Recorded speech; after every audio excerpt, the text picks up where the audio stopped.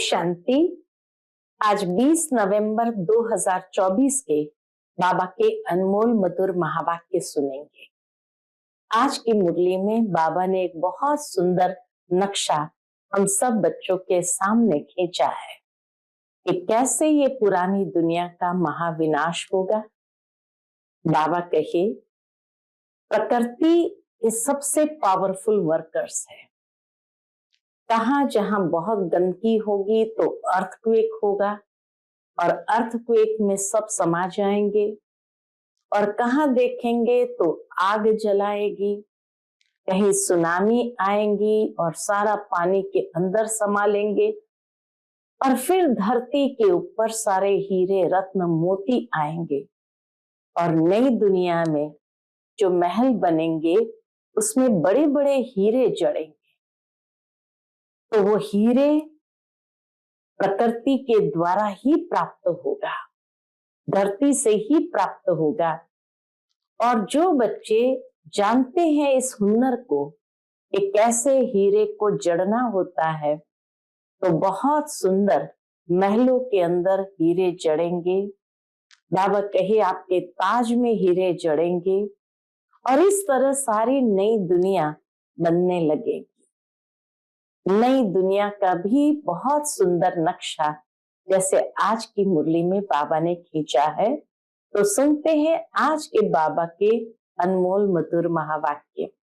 ओम शांति। मीठे बच्चे, मन मना भव के वशीकरण मंत्र से ही तुम माया पर जीत पा सकते हो।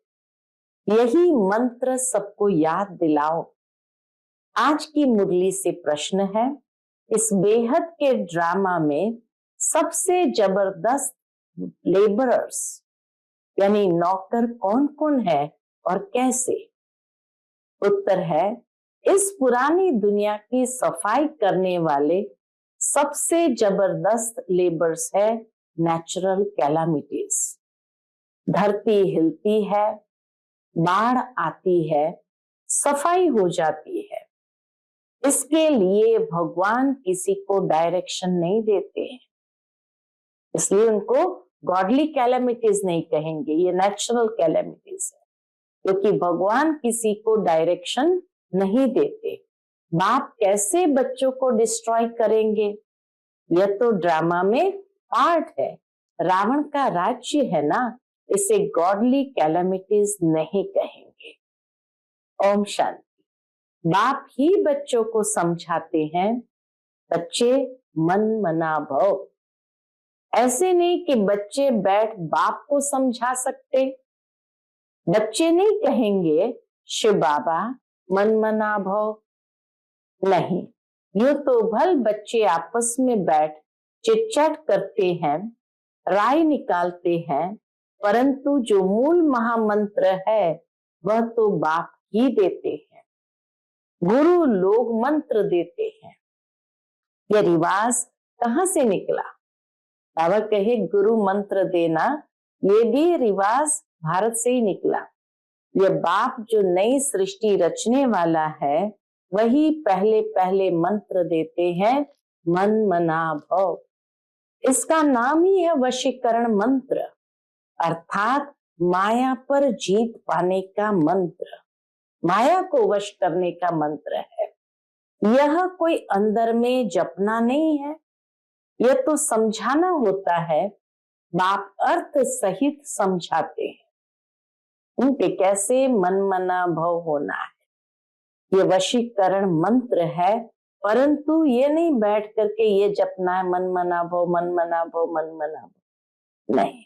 मन मना भव का महामंत्र ये माया को वश करने का मंत्र है, किसी व्यक्ति को नहीं। ये अर्थ सहित बाप समझाते हैं। बल गीता में है, परंतु अर्थ कोई नहीं समझते।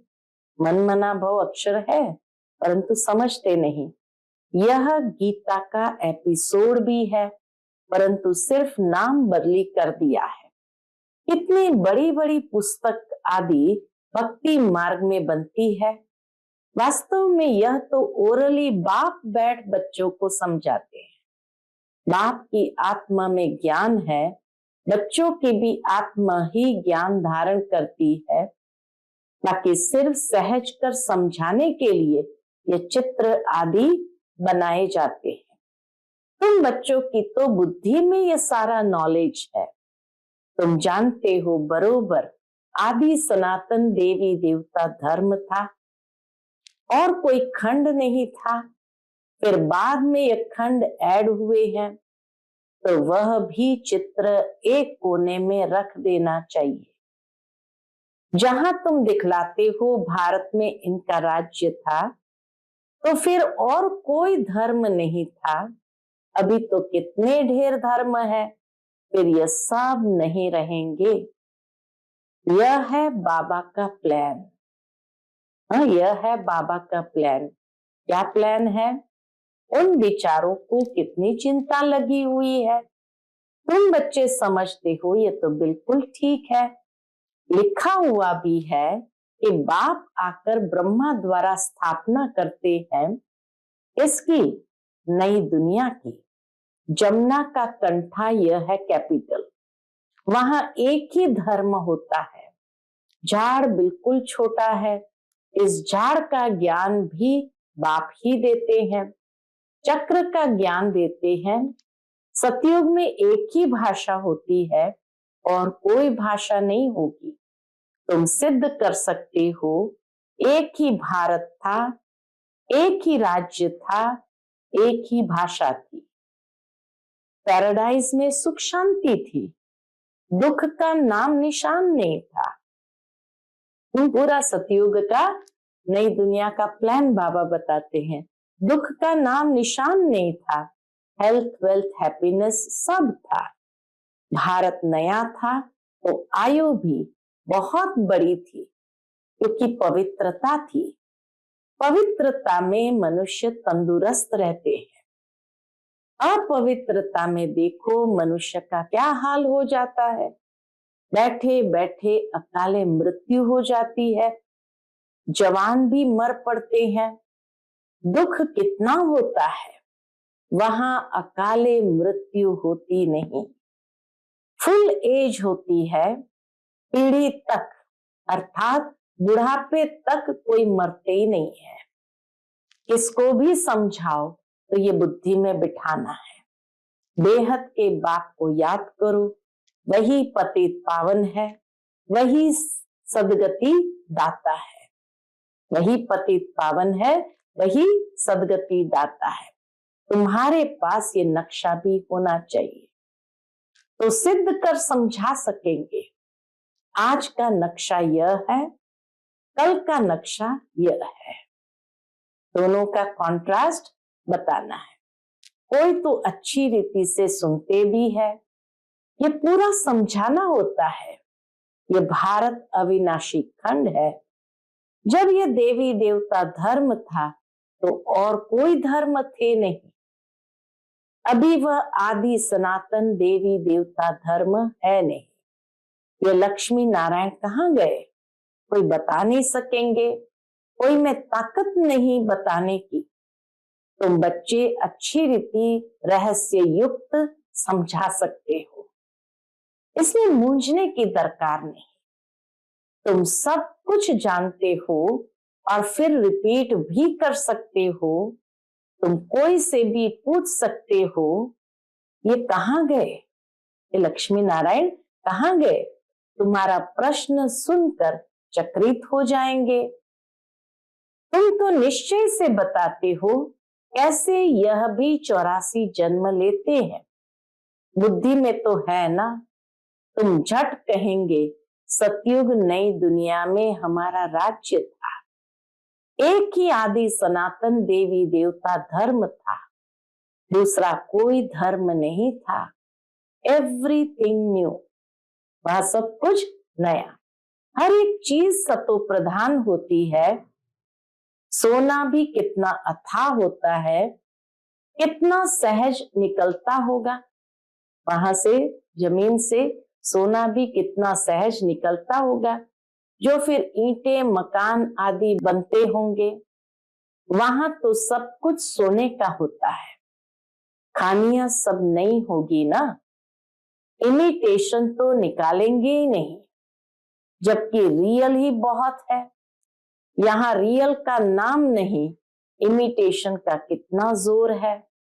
इसलिए कहा जाता है झूठी माया, झूठी काया, झूठा सब संसार। संपत्ति भी झूठी है। हीरे मोती ऐसे ऐसे किस्म के निकलते हैं। सतयुग में हीरे मोती ऐसे ऐसे किस्म के निकलते हैं जो पता भी नहीं पड़ सकता कि सच्चा है या झूठा है। शो इतना होता है जो परख नहीं सकते हैं झूठा है व सच्चा। आज की दुनिया में ऐसे ऐसे हीरे मोती निकलते जो पता ही नहीं चलता सच्चा है या झूठा। वहां तो ये झूठी चीजें आदि होती नहीं। विनाश होता है तो सब धरती में चले जाते हैं। इतने बड़े बड़े पत्थर हीरे आदि मकानों में लगाते होंगे, वह सब कहां से आया होगा? कौन कट करते होंगे?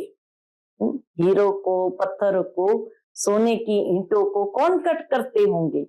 इंडिया में भी एक्सपर्ट बहुत है, होशियार होते जाएंगे, फिर वहां ये होशियारी लेकर आएंगे ना। ताज आदि सिर्फ हीरो के थोड़ी बनेंगे, वह तो बिल्कुल रिफाइंड सच्चे हीरे होते हैं। ये बिजली, टेलीफोन, मोटर आदि पहले कुछ नहीं था। बाबा के इस लाइफ के अंदर ही क्या क्या निकला है। 100 वर्ष हुए हैं जो ये सब निकले हैं। वहां तो बड़े एक्सपर्ट होते हैं। सतयुग में तो बड़े एक्सपर्ट होते हैं, अभी तक सीखते रहते हैं, होशियार होते रहते हैं। यह भी बच्चों को साक्षात्कार कराया जाता है। वहां हेलीकॉप्टर्स भी फुल प्रूफ होते हैं। बच्चे भी बड़े सतो प्रधान, श्रूड बुद्धि वाले होते हैं। आगे थोड़ा चलो, बाबा कहे समय को थोड़ा आगे चलने दो, तुमको सब साक्षात्कार होते रहेंगे। जैसे अपने देश के नजदीक आते हैं तो झाड़ दिखाई पड़ते हैं। बाबा कहे जैसे कहीं विदेश गए हो, वापस अपने देश आते हैं तो झाड़ दिखाई पड़ते हैं ना, अंदर में खुशी होती रहती है। अब घर आया कि आया, अभी आकर पहुंचे हैं। पिछाड़ी में तुमको भी ऐसे साक्षात्कार होते रहेंगे। बच्चे समझते हैं मोस्ट बिलवेड बाबा है, वह है ही सुप्रीम आत्मा। उनको सब याद भी करते हैं। भक्ति मार्ग में तुम भी याद करते थे किसको? परमात्मा को। बाबा कहे भक्ति मार्ग में तुम भी याद करते थे ना परमात्मा को, परंतु ये मालूम ही नहीं था कि वो छोटा है या बड़ा है। गाते भी है चमकता है अजब सितारा रुकुटी के बीच में, तो जरूर बिंदी मिसल होगा ना। उनको ही कहा जाता है सुप्रीम आत्मा, माना परमात्मा। उनमें खूबियां तो सब है ही, ज्ञान का सागर है। क्या ज्ञान सुनाएंगे? वह तो जब सुनावे तब तो मालूम पड़े ना। तुम भी पहले जानते थे क्या?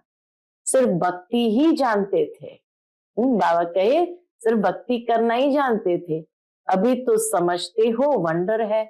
आत्मा को भी इन आंखों से देख नहीं सकते तो बाप को भी भूल जाते हैं। ड्रामा में पार्ट ही ऐसे हैं, न आत्मा को देख सकते हैं न परमात्मा को जान सकते हैं। जिसको विश्व का मालिक बनाते हैं उनका नाम डाल देते हैं और बनाने वाले का नाम गुम कर देते हैं। श्री कृष्ण को त्रिलोकी नाथ, वैकुंठ नाथ कह दिया है। अर्थ कुछ नहीं समझते हैं, सिर्फ बड़ाई दे देते हैं। भक्ति मार्ग में अनेक बातें बैठ बनाई है।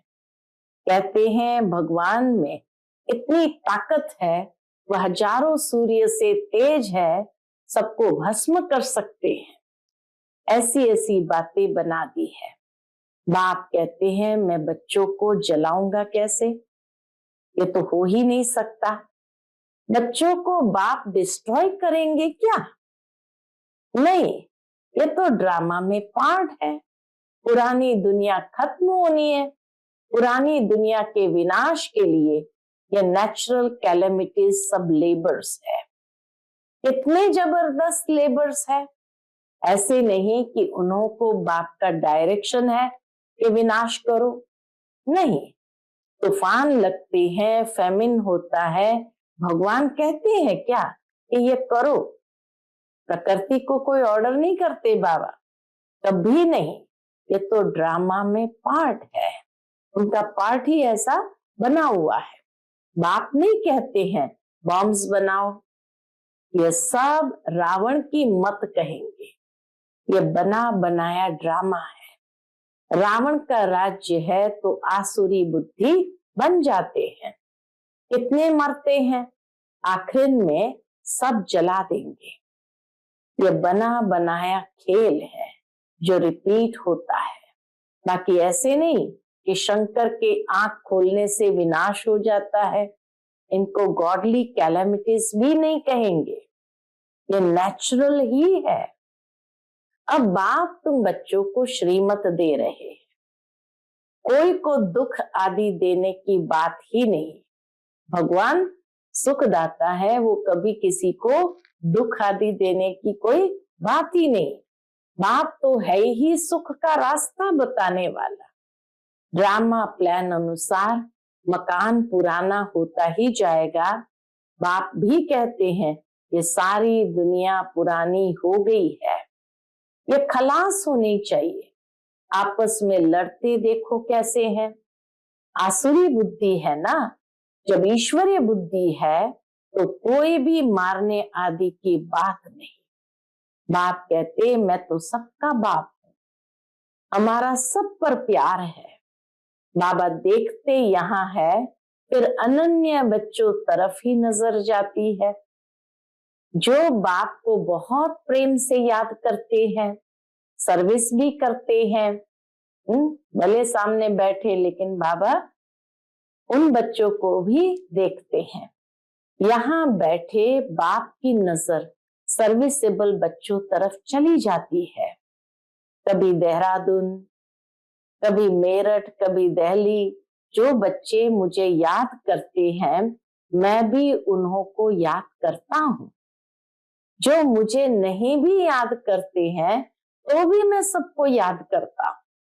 इतना भोला है बाबा कि जो नहीं भी याद करते तो भी मैं सबको याद करता हूँ, क्योंकि मुझे तो सबको ले जाना है ना।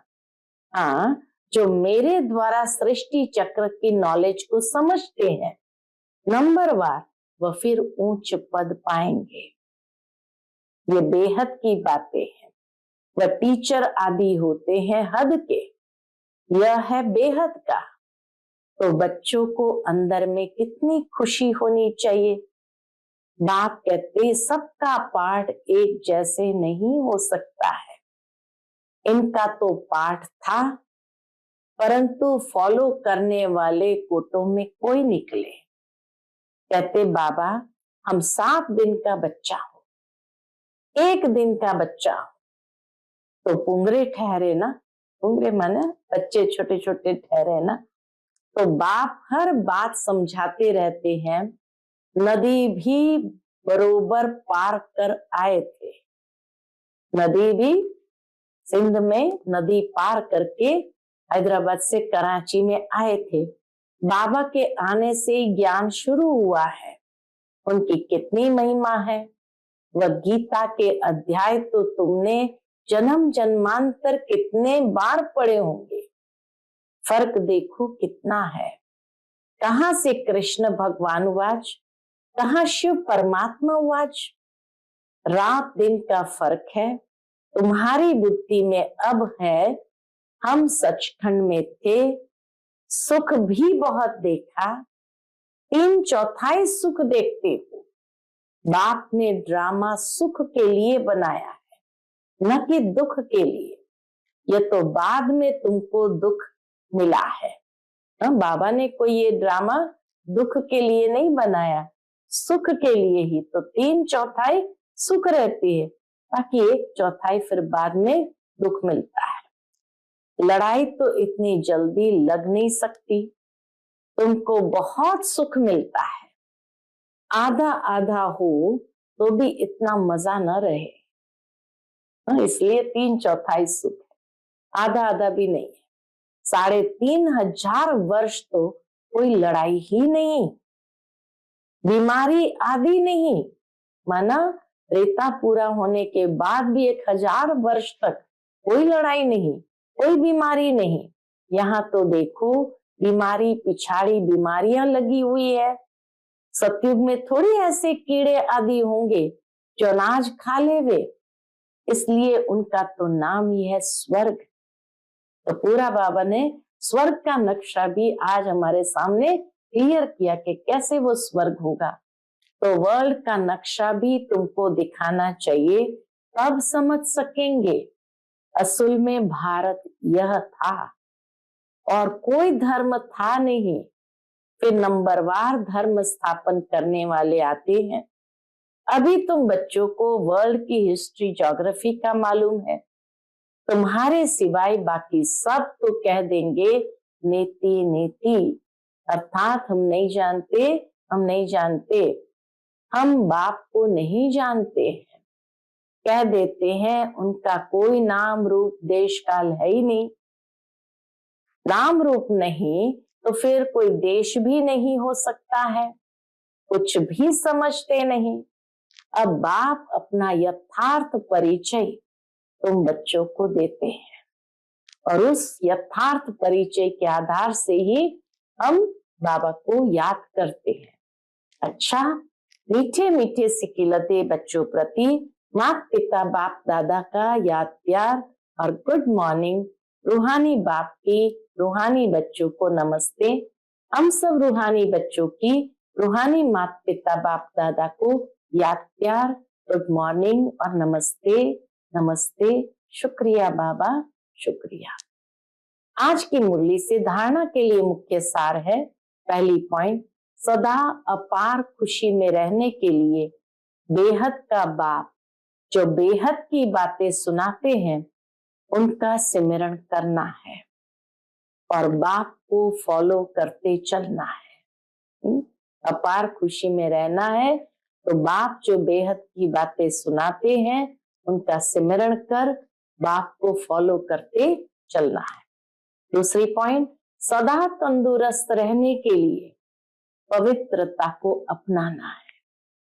पवित्रता के आधार से हेल्थ, वेल्थ और हैप्पीनेस का वर्षा बाप से लेना है।